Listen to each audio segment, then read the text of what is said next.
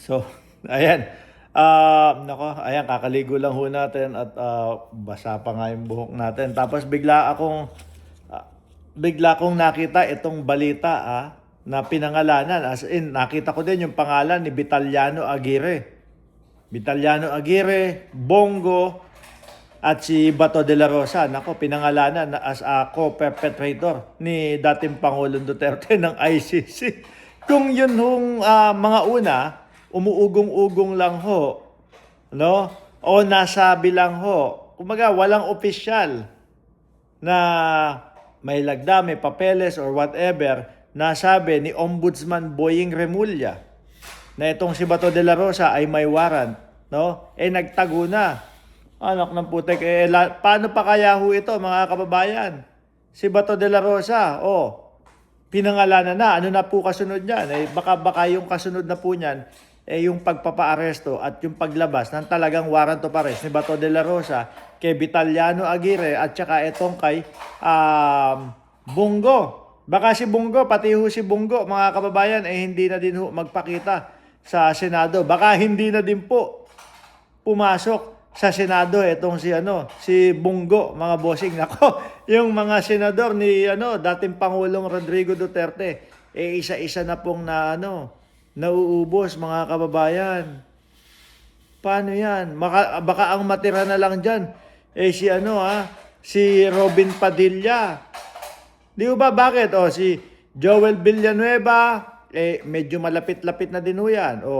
Si Joel Villanueva, si Escudero o si Chis Escudero, isama mo na. Etong si Jinggoy Estrada. Mauubos na ho. Tapos ito, yung dalawa, malamang bigla na din po magtago. Pati si Bongo, mga kababayan. Alam nyo naman po yung mga senador na yan, kumbaga ho, mga bossing, mga panduro lang ho. No? Panduro, yung manduduro, mambubuli, di ba? Ngayon, pero kapag kayo nandyan na po yung realidad at magkaka-arestuhan na po, magkakahulihan na ho, bigla na ho mga nawawala.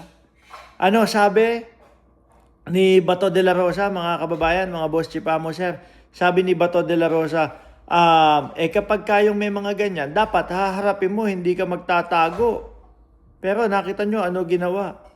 Nagtatago. Talagang mukhang bumaliktad ho agad ang mundo dito sa mga ito. Kung dati, nung panahon ni dating Pangulong Duterte, ang tatapang, ang yayabang, ang aangas, no? Ngayon, wala na ho, mga kababayan. Mga nagtatago na. Ako, naniniwala ako na si Bongo, baka hindi na din ho magpakita yan. Kasi yung chismis, di ba? Yung chismis na binitawan ni Ombudsman Boying Remulla, na hindi nila maintindihan kung ano ba talaga, kung meron ba o wala. Ako naniniwala ho ako doon. Mga bossing, bakit po? Hindi naman po isusugal nung si Ombudsman Boying Remulla ang kanyang pangalan. Nasasabihin niya na may warrant of arrest na si Bato.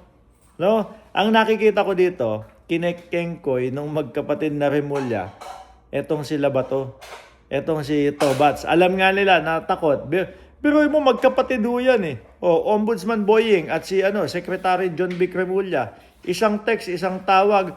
Kuya, ano ba yung sinasabi mo na may warrant of arrest kay Bato de la Rosa kasi kailangan namin dito sa DILG. Mano ba naman yung magtanungan? Sa tingin ko pinaglalaruan, kinekengkoy. Dahil nga ang sinasabi ni Bato de la Rosa, I am ready. Handa na. Si dating Senador Trillanes pa daw ang magpusas. Come on, Mr. Trillanes, Mick Madi. Ngayon, nasa na po yung Mick Madi ni Bato de la Rosa? Aba, mga kapwa Pilipino, isip-isip po, tingnan nyo naman, di ba? Magkano sinusweldo ng isang Bato de la Rosa? 300,000 mahigit. Tapos, eto, wala, hindi lumilitaw, hindi pumapasok. Sayang ang pera ng bayan. Di ba? Tapos mukhang madadagdagan pa ng isang Bongo na mukhang magtatago din ho, mga bossing. Naloko na. Kaya sa susunod, Baka gusto niyong bumoto ng maayos na mga senador. Hindi ho yung kagaya nito. Hindi ho kagaya, si Marcoleta, isa pa, na perwisyo ng bayan natin. Pero mo naman na yung nananahimik na KIG, yung Kalayaan Island Group, gusto, i-give up. May gobyerno, merong ano.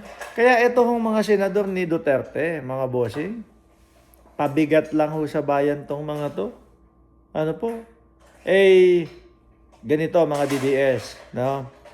Kausapin nyo si Bato. Kung alam nyo kung nasaan, kausapin nyo si Bato. Si Bongo, na wag nang pumalag, wag nang manlaban, no? Kasi pag nanlaban, sayang ang buhay ni Bato de la Rosa.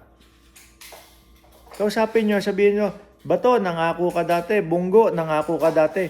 Bibisitahin mo ang Tatay Digong natin. Tapos eto, hindi ka na magpapakita, nagtatago ka na sa simpleng sa simpleng chismis-chismis lang ng warrant of arrest. Di ho ba?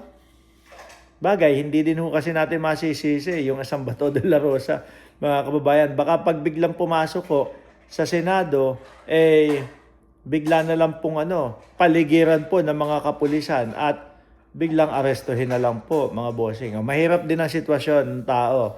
Kaya, wala, no?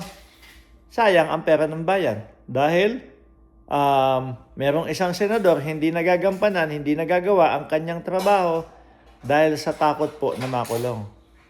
Bato, baka gusto mong alalahanin, isipin, i-remind ulit ang utak mo kung ano yung mga pinagsasabi mo kay Saldico.